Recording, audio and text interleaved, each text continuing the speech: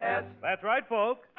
C for comedy, A for Abbott, M for Maxwell, E for Ennis, L for Lou Costello. Put them all together and they spell Camel. Experience is the best teacher. Try a Camel. Let your own experience tell you why more people are smoking Camels than ever before. And draw up a chair for tonight's Camel Show, starring Bud Abbott and Lou Costello.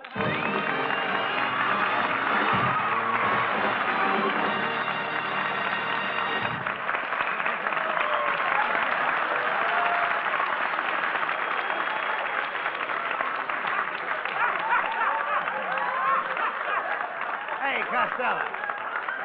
Costello. Come over here, Costello. You know, I tried to find you last night. Where in the world were you? Oh, I spent the evening over at Hetty Lamar's house, Abbott. Hetty calls me 2 or 3 times every week to come over and spend the evening. Yeah, doesn't her husband object? Why should he? I'm the cheapest babysitter in town. Will you talk sense, please? Hey, Lou, I hope you're saving the money.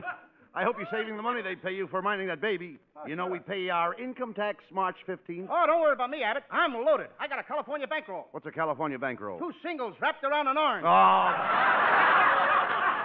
Hey, Abbott, last night I was helping Hetty Lamar figure her income tax. Oh, how can you figure income tax? You can't even count. Give me a problem. Go ahead. All right. Give me a problem. Suppose steak costs $1 a pound. Yep. How many pounds would the butcher give you for $5? 4 pounds. That's not right. I know, but they're getting away with it. All right. Listen, Costello, you're impossible. But I'm warning you, you'd better get busy on your income tax.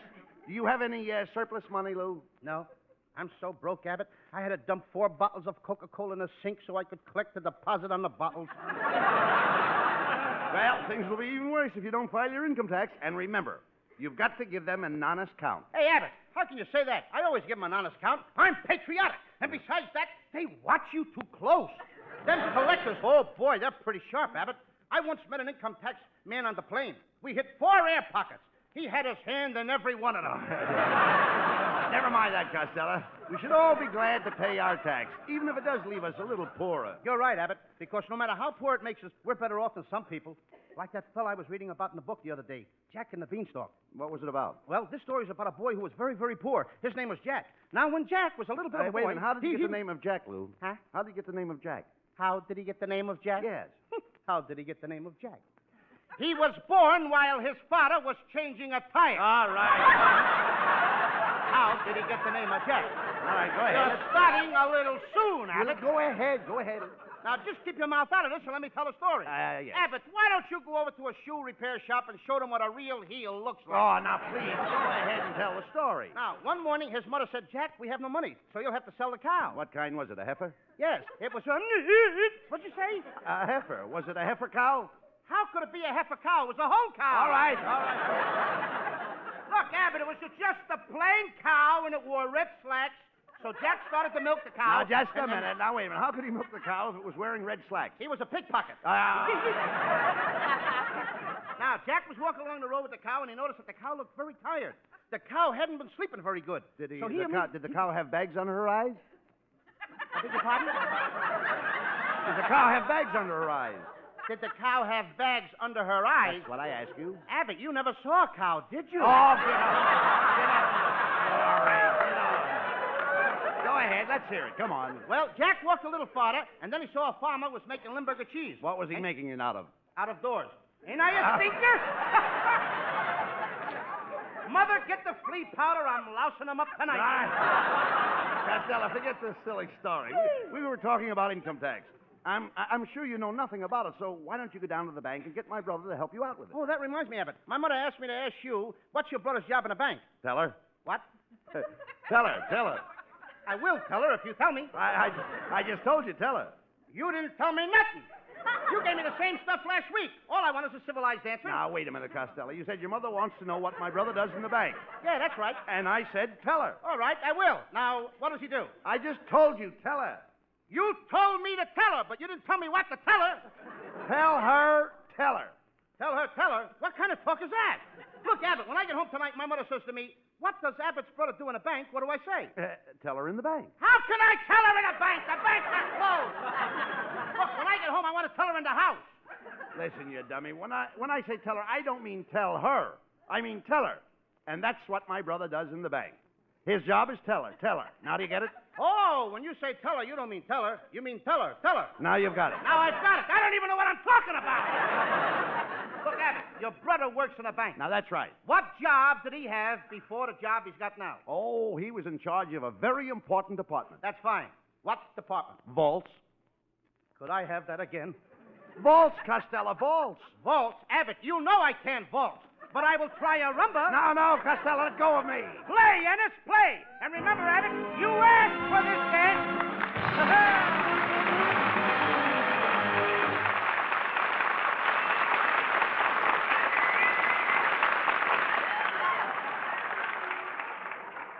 Experience is the best teacher. The time, several months ago. Two men are lunching together. Cigarette, Ed? Oh, thanks. Guess I will. Say, you've changed your brand, haven't you? I don't remember that you smoked Camels before. Well, I didn't until the wartime cigarette shortage. You know how everybody smoked whatever brand they could get then. It sure gave you a good opportunity to compare all brands. Well, I found I liked Camels so much better than the others, even my old brand, that I've been smoking Camels ever since. Yes, during that wartime cigarette shortage, the experience of smoking whatever brands they could get taught millions the differences in cigarette quality. Smokers' T-Zones, that's T for taste and T for throat, tested more cigarette brands than they'd normally try in a lifetime. That experience taught smokers that it was Camels for rich flavor and cool mildness, Camels for extra smoking pleasure. As a result, more people smoke Camels than ever before. Experience is the best teacher. Try a Camel. And now, while you enjoy a Camel, Skinny Anna sings... If this isn't love, the whole world is crazy. If this isn't love, I'm daft as a daisy. With moons all around and cows jumping over, there's something amiss, and I'll eat your hat if this isn't love. I'm feeling like the apple on top of William Tell. With this I cannot grapple because you're so adorable. If this isn't love, then winter is summer. If this isn't love, my heart needs a plumber. I'm swinging on stars, I'm riding on rainbows, I'm busting with bliss, and I'll kiss your hand if this isn't love.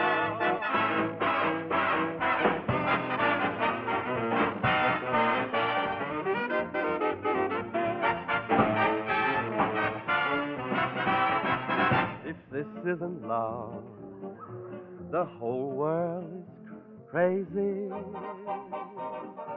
If this isn't love, I'm daft as a daisy. I'm swinging on stars, and I'm riding on rainbows. I'm busting with bliss, and I'll kiss your hand if this isn't love.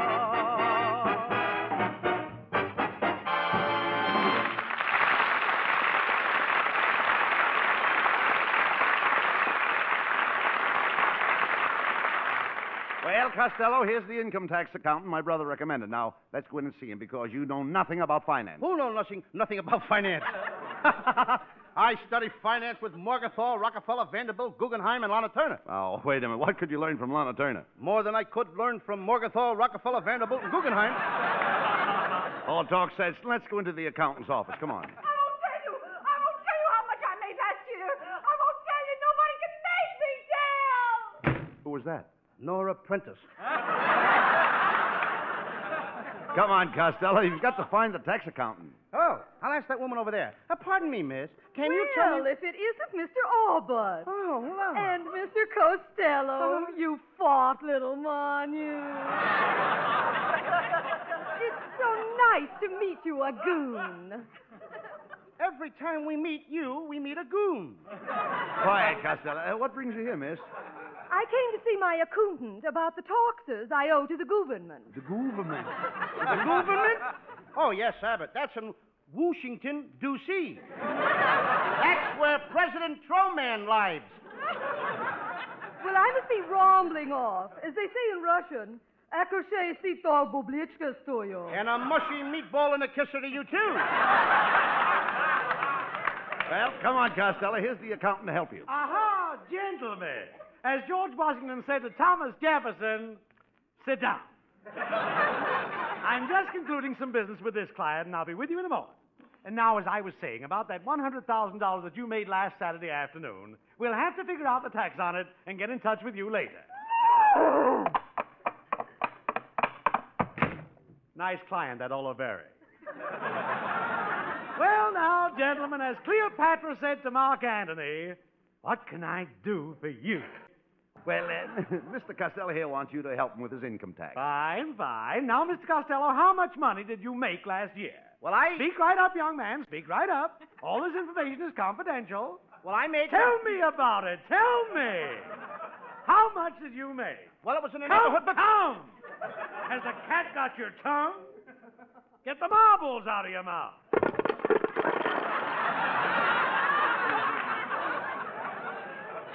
That's better. Now, Mr. Costello, if you don't fill out your income tax form, you'll go to jail.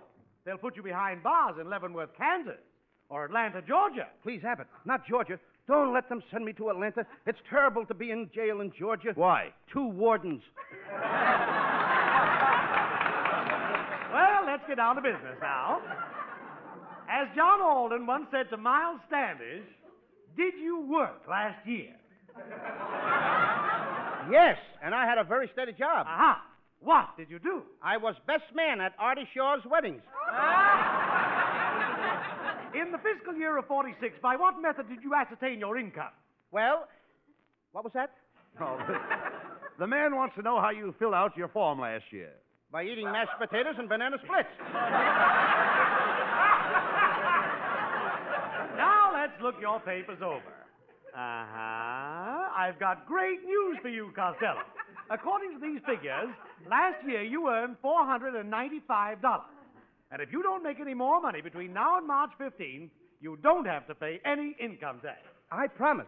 I won't make any money. I'll work for nothing. I'll work for less than nothing. Now, how can you do that? I'll become a public school teacher. I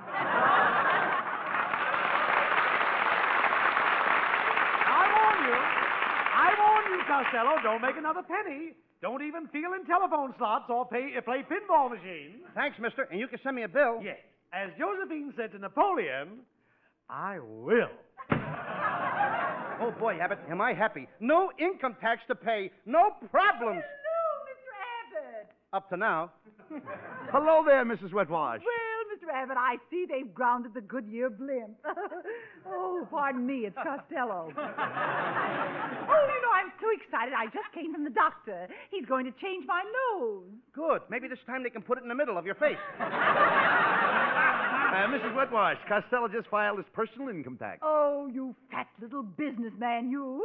I'd hate to pay the tax on your corporation. Oh, my, I taxed my brain for that one. Mrs. Wetwash, there's no tax on abandoned property.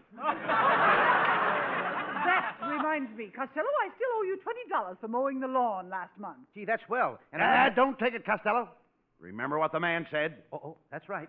Mrs. Wetwash, I don't want your money. But you did the work, and the money is yours. Mrs. Wetwash, you couldn't force me to take that money. Oh, now isn't that sweet?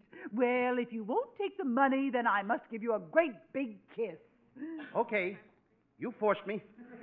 Give me the money. Goodbye, Mrs. Wetwash. Now, Costello, look what you've done. You've got $20 too much money. Hey, Abbott, don't let them put me in jail. Hiya, fellas. Well, it's Skinny Ennis.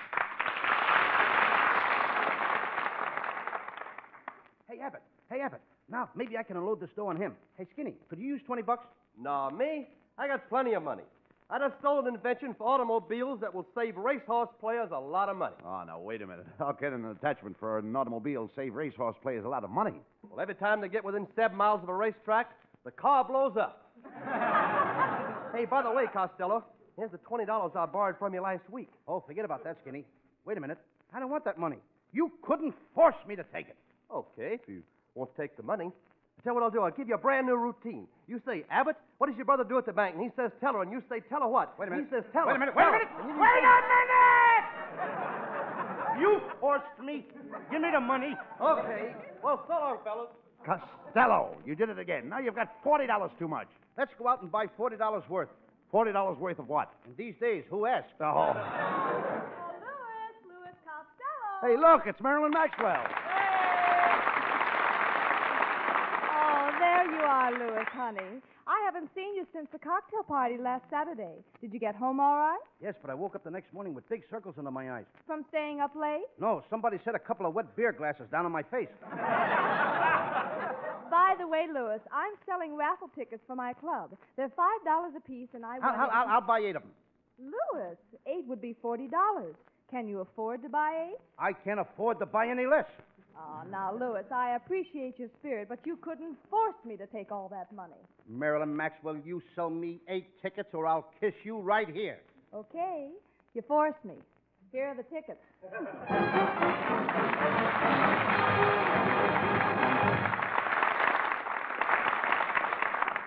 Camel presents lovely Marilyn Maxwell from Metro-Goldwyn-Mayer, producers of The Beginning or the End. And here's Marilyn to sing for Camel fans everywhere. I believe in wishing well, and I also believe in a lot of things the daisy tells. I believe that the leaf clover brings lots of luck, lots of joy, lots of happiness. I believe those things. And when it's Christmas, I believe in Santa Claus. Why do I believe? I guess that I believe because I believe that dreams come true. If you wish for the dream by a wishing well, don't tell the wish or you'll break the spell. It may sound naive, but that's what I believe.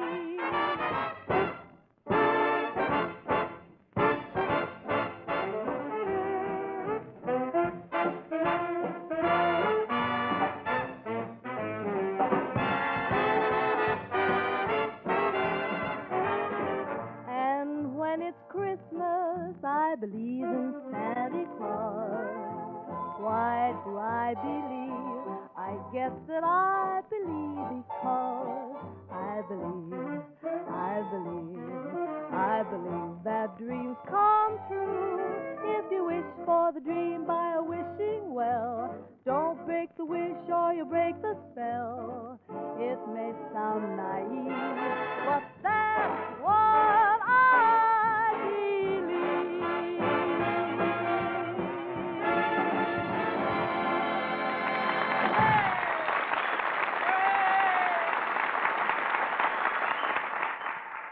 According to a recent nationwide survey, more doctors smoke Camels than any other cigarette. No part of the country was too remote, no town was too small. For that survey of cigarette preferences among doctors was truly nationwide. Doctors in all parts of the country, doctors in all branches of medicine were included. 3 leading independent research organizations asked this question of 113,597 doctors. What cigarette do you smoke, doctor? The brand named most was Camel. Try a Camel on your T-zone. That's T for taste and T for throat, your proving ground for any cigarette. And you'll understand the reasons for this preference. See if your taste doesn't joyously respond to Camel's rich flavor. See if your throat isn't extra happy with Camel's cool mildness. See if you too don't say, yes, Camel suits my T-zone to a T. Well, Costello, that $40 you gave Marilyn for the raffle tickets finally brought you down to $495, your original non-taxable income. Now, do you think you can keep away from making any more money till March 15th? Oh, certainly. My Uncle Artie Stebbins taught me that a man can do anything he puts his mind to. Uncle Artie once made up his mind to be a butterfly. He hollered, "I'm a butterfly! I'm a butterfly!" Did he turn into a butterfly? No, but they took him away in a net. Boys, I've been looking all over for you. Have you heard the news? Yes, Marilyn. Dick Tracy captured influence. No. I mean the news about the raffle. Somebody won a lot of money. Oh, that's all right, Marilyn. I expected to lose, but I'll be a success someday. Costello, to be a success, you've got to have brains. I've got brains. And you have to work hard. I'll work hard. And you've got to keep away from women. I'll work hard. Who cares about money? I even wish I had more money to lose. You have. Good. I'm glad that I did. What did you say, Marilyn? Yes, Louis. The 8 chances you bought for me won the first 8 prizes in the raffle. No. So here's your money. $3,000. No. Marilyn, what have you done to me? After what we've meant to each other, I treated you so nice. I took you out. I took you to the swellest places, showed you a good time. And now, in 10 days before income taxes are due, you put me in a higher bracket. Oh, I wish I was dead. Broke.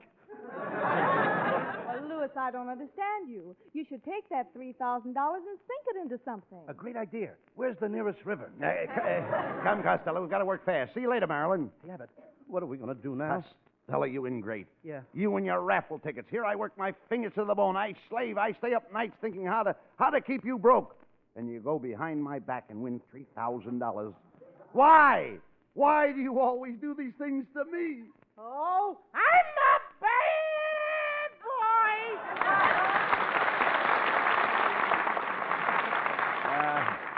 I'll say you are. You have the brains of a low-grade idiot. Okay, Abbott. You can have it back anytime you want it. Now, never mind. Now, you listen to me. You've got to get rid of that $3,000.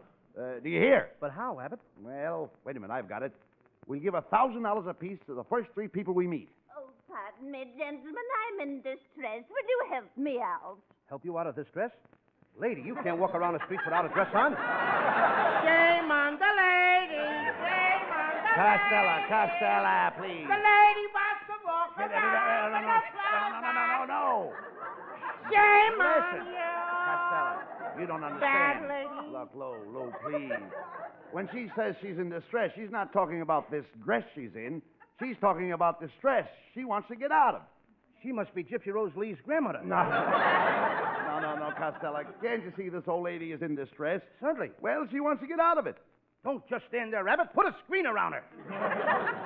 Young man, when I say distress, I don't mean this dress like this dress I'm wearing. I mean distress like the distress you're in when you're in distress. Madam, where do you live? In the old lady's home. How do you like that? Now they're doing our routines in the old lady's home. Cut that out, Costello. Give the lady $1,000. $1,000?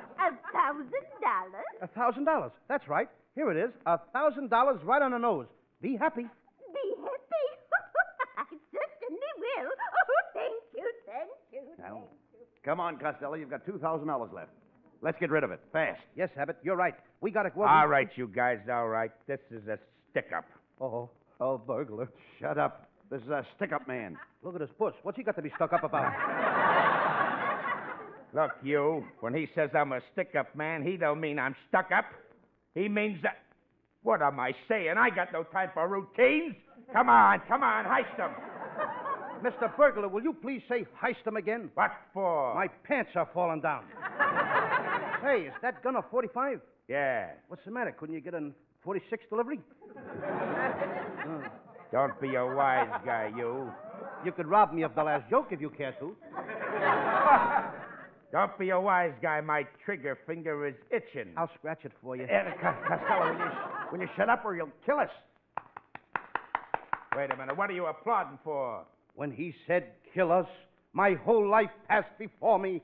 The Costello story starring Larry Parks. Come on, you. Come on. Hand over the dough. Hey, Costello, this is your chance to get rid of the $2,000. Ooh, that's right. You're right, Abbott. Here, Mr. Burglar, here is $2,000 for you. What? I wish you'd have stuck me up about 5 minutes ago. I could have given you $3,000. Hey, wait a minute. What is this? This is a funny stick-up. You seem to be happy to get rid of this dough. What is it, Confederate? Oh. No, mister. Costello just wants to get rid of this money. You see, that $2,000 puts him in a higher income bracket. Oh, well, that's different. Yeah. Hey, wait a minute. What's the matter? I'm just figuring me earnings for the year. Let me see. I heisted the bank in Frisco. That was $21,000. The bank in Oakland. That was $42,000. Then I stuck up the bank in Pismo Beach. You must have got a few thousand clams out of there. Yeah, I can't pay tax on all that loot. I got to get rid of it. Yes, sir. And you'd better do it before March 15th, too. March 15th? Mm-hmm. I'm going to get rid of it right now. Here, Fatso. Here's $35,000. And I ain't gonna take it. You'll take it or I'll brain you. Don't be afraid of him, Costello. Stand up to him. Don't be a coward. You're not afraid of him. That's right. I ain't afraid of you. I've got courage you haven't got. I've got fortitude you haven't got. Now I've got a lump on the head that you haven't got. Here's the money. So long, jerk. Hey, Abbott, what am I gonna do with all this money? Give it to somebody, quick. Here comes an old lady. I'll give it to her. Pardon me, madam. Would you like... Oh, there you are. I've been looking all over for you. Hey, Abbott, it's the same old lady I gave the other $1,000 to. Yes, I am. And remember when you gave me the $1,000, you said be happy? Yes. Well, Be Happy won the race and paid 90 to 1. Abbott! Here's your share, $45,000. Abbott! Get me out of here!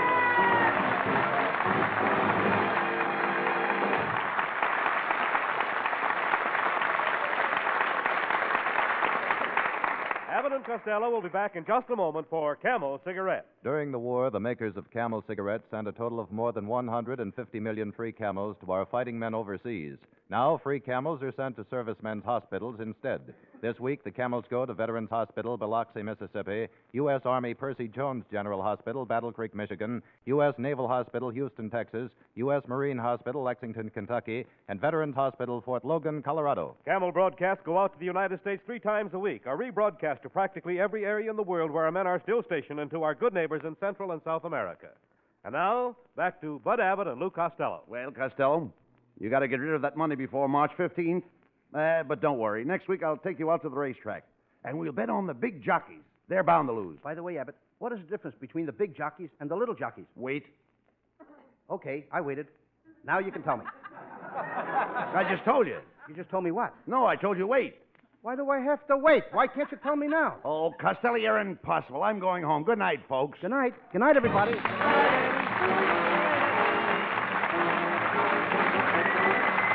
I'm sorry we can't wait to hear any more about Wait tonight. Abbott and Costello will be back next Thursday, so you'll have to wait until then when Lou Costello plays the pony.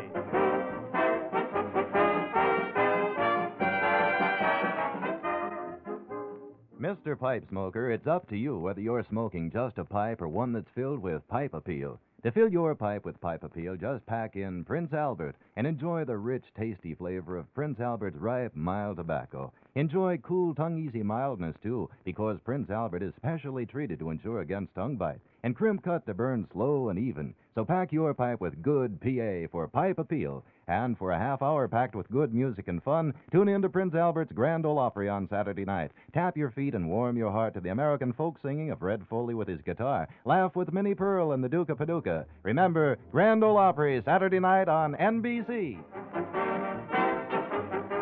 Be sure to tune in next week for another great Abbott and Costello show brought to you by Camel Cigarettes. And remember, experience is the best teacher. Try a Camel. Let your own experience tell you why more people are smoking Camels than ever before. C-A-M-E-L-S. Abbott and Costello will soon be seen in the new Universal International picture, Buck Privates Come Home. This is Michael Roy in Hollywood wishing you all a pleasant good night for Camel.